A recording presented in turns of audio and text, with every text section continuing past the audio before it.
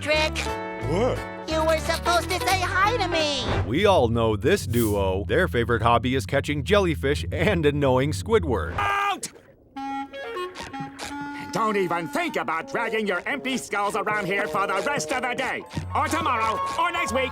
Squidward, does that include— Yes, it does! SpongeBob and Patrick love doing nonsensical things to Squidward's annoyance. However, he can't seem to escape the two's constant disruptive antics, no matter how hard he tries.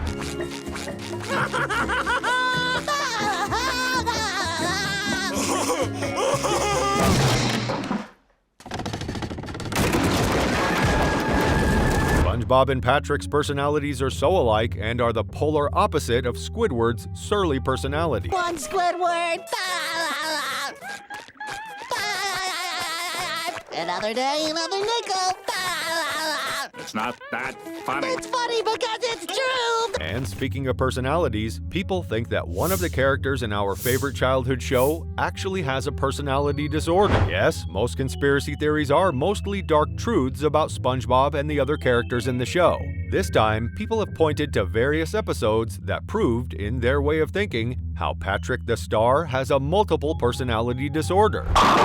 You okay, Patrick? Finland! To shed light on this theory, let's talk about what a multiple personality disorder is, for us to understand and gauge if Patrick really is suffering from this particular mental illness. Well, that's actually it. Multiple personality disorder, now most commonly known as dissociative identity disorder or DID, and is also sometimes referred to as split personality disorder, is a form of mental illness that is characterized by switching to alternate identities. Now, we all know Patrick as SpongeBob's idiotic best friend. Patrick, you're back! Patrick, you're back. Well, apparently Patrick isn't always idiotic. If I landed here, the trajectory of my dismembered skull would cause it to come to rest not there, but here, exactly 5 meters due north. That doesn't sound like Patrick at all, does it? However, it turned out that he stays and acts the way he does because of SpongeBob. Are you sure you want to give up being smart and sophisticated to be my friend again? Knowledge can never replace friendship. I prefer to be an idiot. Not just an idiot, Patrick. You're also my pal. A normal person wouldn't be able to turn their intelligence on and off like that, except when there are two people, one smart, one not, living in the same body. Because of this, either one of these personalities can pop out at any point. Pal. Patrick. Say something, Patrick. Although not literally like that, the point is people who suffer from DID may feel the presence of 2 or more people talking or living inside their heads, and they may feel as though they are possessed by other identities. Please wait.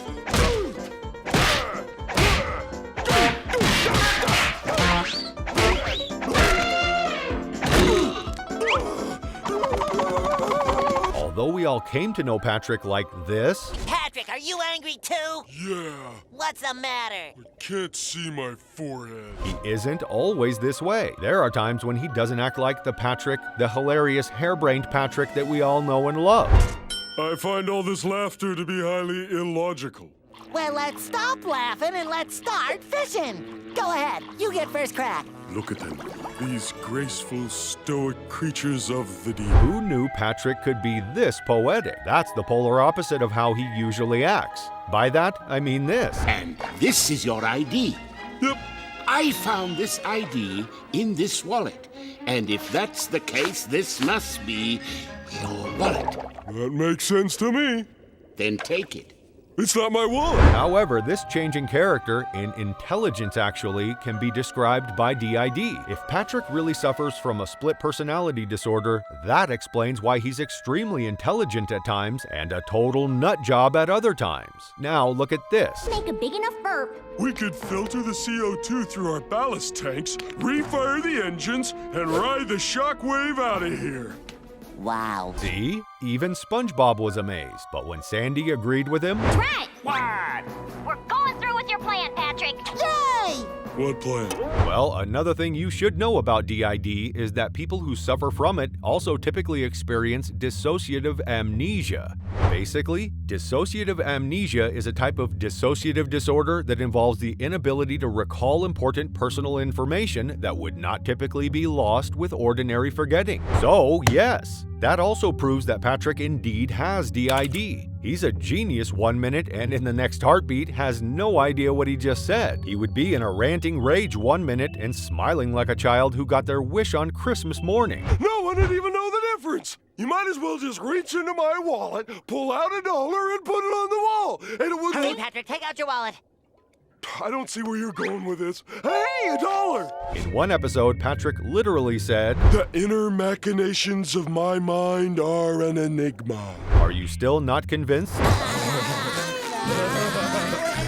You saw how he and SpongeBob are laughing almost maniacally as they try to catch jellyfish. But look at this. Look, buddy, I captured one. Yes, I captured one as well, without disturbing its delicate ecosystem. It is wrong to harness nature in such a barbaric manner.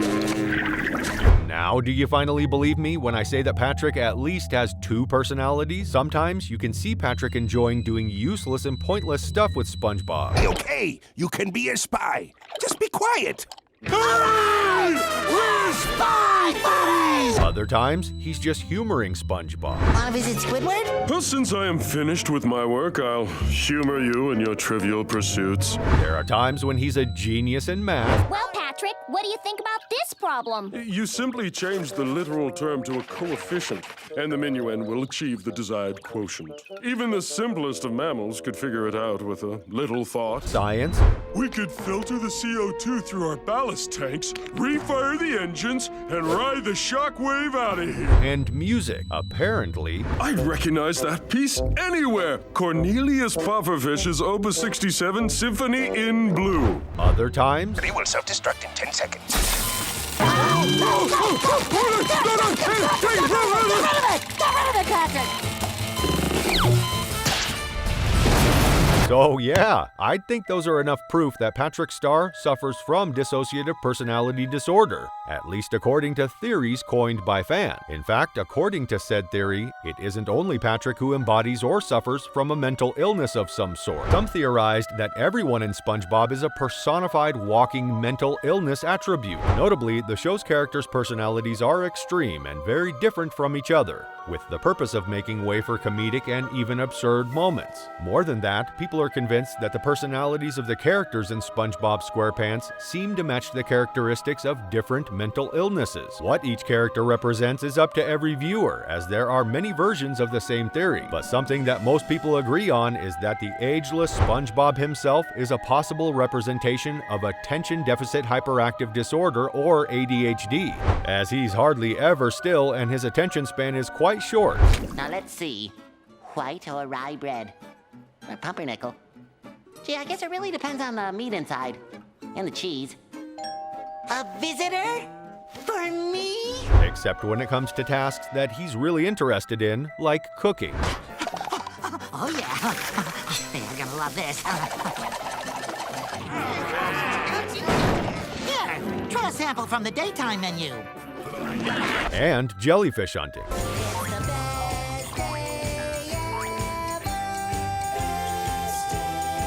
What about the other characters in the show? For one, Sandy is believed to have borderline personality disorder, based mainly on her extreme mood swings. You mean you sent my best friend on a dangerous wild goose chase just so you could go shopping? Excuse us, SpongeBob? This is for my tail.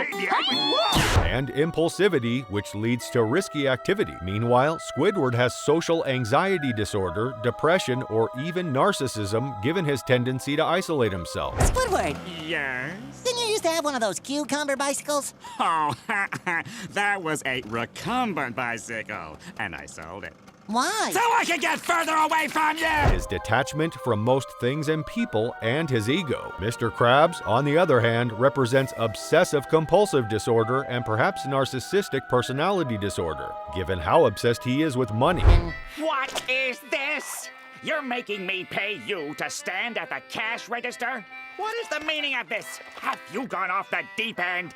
There's gonna be a few changes around here. Every time I catch you two goofing off, I'm gonna charge you for it. Putting it above all, even his daughter Pearl, who in turn represents body dysmorphic disorder.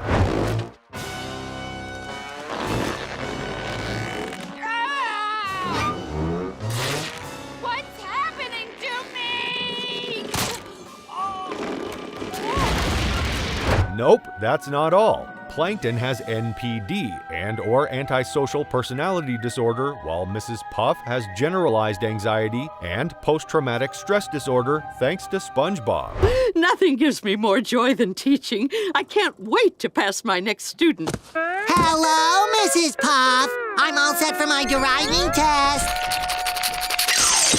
Mrs. Puff, you okay? However, others believe it's unlikely that Steven Hilberg, creator of SpongeBob Squarepants, did this on purpose, and it's nothing more than an interesting coincidence. They argued that if Nickelodeon wanted to represent mental illnesses in its children's content, it would do it properly and not through an exaggerated cartoon, which only has the purpose of entertaining its audience. Ultimately, every viewer will interpret SpongeBob Squarepants the way they want to. And as long as they don't hurt anyone, there will continue to be more and more theories about the residents of Bikini Bottom. So that was it, everyone. Thank you so much for tuning in. Until next time, we are Cartoon Conspiracies. See ya!